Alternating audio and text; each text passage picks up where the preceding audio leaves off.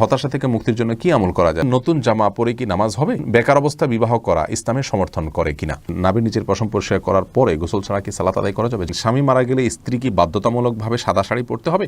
ফরজ গোসল করতে গেলে নামাজ কাজা হওয়ার সম্ভাবনা আছে, এরকম হলে করণীয় কি? ইতোমধ্যে বহু প্রশ্ন আমাদের কাছে চলে এসেছে। মাহবুব রব্বানী বলেছেন, জানতে চেয়েছেন হতাশা থেকে মুক্তির জন্য কি আমল করা যায়। আপনার প্রশ্ন উত্তর হলো যে হতাশা থেকে মুক্তির জন্য সর্বপ্রথম আল্লাহর উপর ভরসা থাকতে হবে যে আল্লাহ রাব্বুল আলামিন আমাদের সমস্ত সমস্যার সমাধান করবেন, সমস্ত কার্য সিদ্ধ করবেন। বিধায় আপনার অস্থিরতাকে কাটাবার জন্য আল্লাহর উপর ভরসা হলো মূল বিষয়, যে আল্লাহ রাব্বুল আলামিন দুঃসময়কে পার করে সুসময় আমাকে দান করবেন। দ্বিতীয়ত, আপনাকে হতাশা থেকে মুক্তির জন্য, বাঁচার জন্য বা বিপদ দূর করার জন্য আপনাকে দুরূদ বেশি করে পাঠ করতে হবে। দুরূদ বেশি করে পড়লে মানুষের পেরেশানি দূর হয়।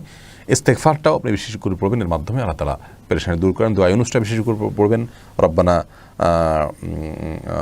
দোয়া ইউনুস লা ইলাহা ইল্লা আনতা সুবহানাকা ইন্নী কুনতু মিনাজ জালিমিন বেশি করে পড়বেন। এগুলো সবগুলো মানুষকে পেরেশানি থেকে মুক্ত হতে সহায়তা করে। এরপরে ওবায়দুল্লাহ অপু জানতে চেয়েছেন, নতুন জামা পরে কি নামাজ হবে ধোয়া ছাড়া?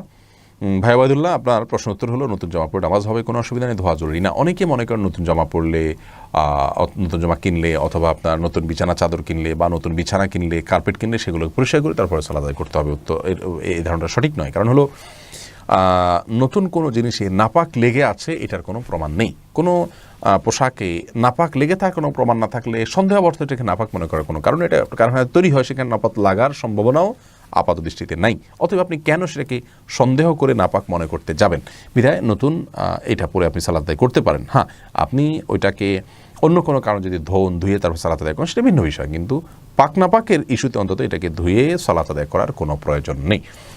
এবিএম আলমগীর হোসেন জানতে চেয়েছেন, বেকার অবস্থা বিবাহ করা ইসলামের সমর্থন করে কিনা? ভাই আলমগীর, বেকার অবস্থায় বিবাহ করাতে ইসলাম এর কোনো নিষেধাজ্ঞা নেই। বিয়ের সম্পর্ক কাজ থাকা আর না থাকার উপরে নয়, বিয়ের সম্পর্ক হলো সামর্থ্য থাকার উপরে। আর সামর্থ্য কি? স্ত্রীকে মোহর দেওয়ার মতো সামর্থ্য, সেটা মিনিমাম মোহর কিছু একটা দিতে পারলেই হলো, এটা দেওয়ার মতো সামর্থ্য থাকা এবং তার ডাল ভাতের অ্যারেঞ্জ কোনো রকম করার সামর্থ্য থাকলেই হলো। অতএব বেকার থাকলেও এটা কিন্তু অনেকে করতে পারেন। অনেকের পৈতৃক সূত্রে সম্পত্তি থাকে, অথবা বেকার থাকার পরেও তার যেটুকু আছে সেটুকু দিয়ে সংসার চালাতে পারেন। স্ত্রীর মানে একেবারে মৌলিক অধিকার যেটা না হলে নয় সেটুকু দিতে পারেন, সেটুকু কিন্তু অনেক কম।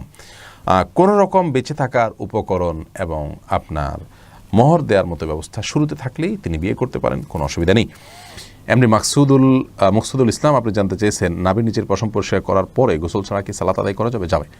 নাভির নিচের পশম পরিষ্কার করার পর গোসল ছাড়া আদায় করতে পারেন, তবে কোনো লোম যেন না থাকে, ঝরে যেন না পড়ে, বিশেষ করে মসজিদে যাতে নোংরা না হয় সেদিকটা খেয়াল করলেই হবে। আজিমউদ্দিন রিমন জানতে চেয়েছেন, স্বামী মারা গেলে স্ত্রী কি বাধ্যতামূলকভাবে সাদা শাড়ি পরতে হবে? আমাদের সমাজে যে প্রচলিত আছে যে কারোর স্বামী মারা গেলে তিনি আপনার সাদা শাড়ি পরতে হবে, এরকম কোনো নির্দেশ কোরআন হাদিস আমাদেরকে দেয় নাই। বরং কোরআন হাদিসের নির্দেশনা হলো এক্ষেত্রে যে আপনি যদি আপনার যদি কোনো মা বোনের যদি কোনো স্বামী মারা যান, তাহলে তিনি তার জন্য শোক পালনের অংশ হিসাবে শুধুমাত্র 4 মাস 10 দিন পর্যন্ত তিনি নিজ ঠিকানায় অবস্থান করবেন, প্রয়োজন ছাড়া বাধ্য না হলে বাহিরে যাবেন না, এবং সাধারণ সাজগোজগুলো বর্জন করে চলবেন, বিবাহ শাদীতে আবদ্ধ হবেন না। এ হলো তার করণীয়। অতএব সাধারণ সাজগোজ বলতে অলংকার পরবেন না, সাধারণত সাজগোজ করে যে মানুষ কোথাও বেড়াতে যায় ওরকম কিছু পরবেন না, স্বাভাবিক পোশাক তিনি পরবেন, সাদা পোশাকই তাকে পরতে হবে, এরকম কোনো কথা কোরআন এবং হাদিসে রাসূলুল্লাহ আকরাম সাল্লাল্লাহু আলাইহি সাল্লাম আমাদেরকে দেন নাই। সুজন শেখ এআডি থেকে আপনি জানতে চেয়েছেন, ফরজ গোসল করতে গেলে নামাজ কাজা হওয়ার সম্ভাবনা আছে, এরকম হলে করণীয় কি?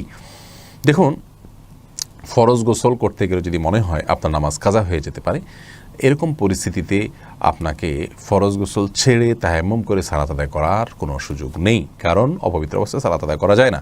প্রয়োজনে আপনাকে ফরজ গোসল করে তারপরেই সালাত আদায় করতে হবে। এবং এক্ষেত্রে অল্প সময় থাকলে অল্প সময়ের ভিতরে খুব দ্রুত আপনার গোসল শেষ করে সালাত আদায় করবেন, কিন্তু কোনো অবস্থাতেই অপবিত্র অবস্থায় বা পানি থাকা অবস্থায় তায়াম্মুম করে সালাত আদায় করে সালাত হবে না।